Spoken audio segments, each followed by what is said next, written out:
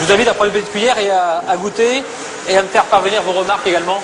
Pourtant, quand arrive le moment de comparer leur glace et une autre sans additifs, ils vont pouvoir se montrer fiers du résultat. Laquelle vous préférez? Celle avec stabilisant. Celle avec stabilisant aussi. Oui, pareil. On dirait une vraie crème glacée. D'accord. Pour eux, il n'y a pas photo. Et pour le consommateur non plus. Mais que trouve-t-on exactement dans ces additifs qui permettent de fabriquer des produits light? Et sommes-nous suffisamment informés sur leur composition?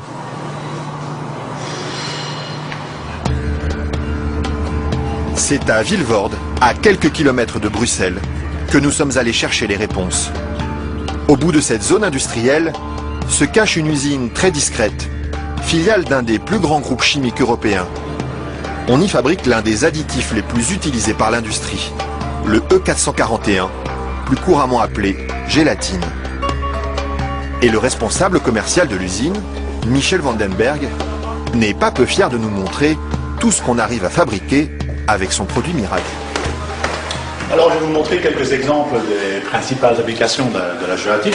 On a naturellement le secteur alimentaire qui est l'application la plus importante au niveau mondial. Alors vous avez ici tous les produits gélifiés. Le premier marché pour lui, ce sont les bonbons. Mais on trouve aussi sa gélatine dans des gélules pharmaceutiques, des pellicules photo et même des shampoings.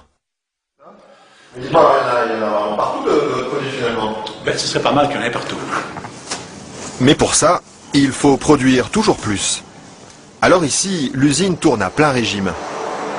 Et la fameuse gélatine de Michel Vandenberg, la voici qui sort, tout au bout de la chaîne.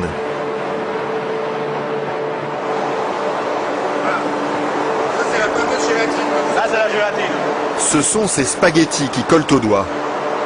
Il faut à peu près 3 à 4 jours pour arriver jusqu'ici. De la préparation de la matière première jusqu'à le séchoir ici. 3 ou 4 jours de transformation dans les entrailles d'une usine où ces immenses cuves remplies d'acide et d'eau bouillante font régner une moiteur tropicale. Et au milieu de cette atmosphère étouffante, il y a un détail qui frappe le visiteur et qui pénètre jusque dans les locaux les plus protégés de l'usine. C'est pourquoi ça? Ah, c'est les odeurs. Ça sent mauvais les îles? D'accord, ça dépend. Une odeur âcre d'acide et de graisse brûlée qui flotte sur tout le site jusqu'à l'extérieur de l'usine. Et la raison de cette odeur, la voici. C'est la matière première avec laquelle on fabrique la gélatine. Ça c'est la matière première. Nous traitons donc la couenne, la peau de porc. D'accord. De la peau de porc qui arrive par palettes entières dans son usine. Une matière première qui ne lui coûte presque rien et qu'il achète dans toute l'Europe. Ceci vient de Hongrie. Ça vient de Hongrie, d'accord. Voilà.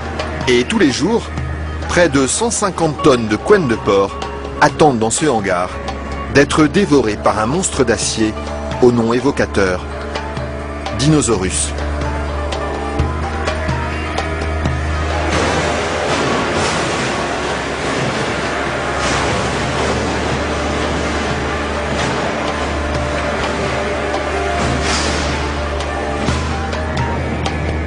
Grâce à cette matière première bon marché, Michel Vandenberg parvient à vendre sa gélatine à moins de 5 € le kilo.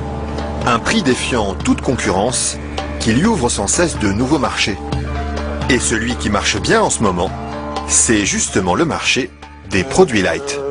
Attendez, faut pas filmer ça à 1 minute. Mais voilà, ceci, qui est un beurre allégé, 40%. Alors un fromage frais, 0% matière grasse. Et chez lui, on trouve même les plus grandes marques. En marque Danone, taille fine. Une mousse liégeoise de chez Auchan. Voilà, une mousse de la laitière. Alors un produit Weight Watcher, donc avec moins de matière grasse, donc pour stabiliser le produit, pour maintenir l'onctuosité des produits, on utilise la gélatine. Un produit que les industriels n'hésitent pas à utiliser en grande quantité. Le seul problème, c'est qu'ils oublient parfois de l'écrire sur les étiquettes. Quand on les regarde, on lit bien la mention gélatine, mais pas l'origine du produit. Ils mettent gélatine, mais ils disent pas quelle est l'origine de la gélatine. Pourquoi? Ils assument pas que ce soit fait à partir de porc. C'est quoi le problème qu'ils ont avec ça? Non, mais je veux dire... Non, parce que c'est un problème, c'est un sujet très sensible. Ouais. Parce qu'il y a quand même les minorités, les minorités musulmanes, juives et autres, qui éventuellement ont des problèmes avec ça. Mais ce serait bien justement de leur dire... Ça, je voudrais pas que... Oui, je sais bien, mais je sais pas s'il faut mettre ça dans l'émission. Mais c'est vrai que, bon... Parce que du coup, ils savent pas si c'est du porc ou de la vache. Du coup, comment ils font pour consommer? C'est ça le problème, il faudrait peut-être leur dire.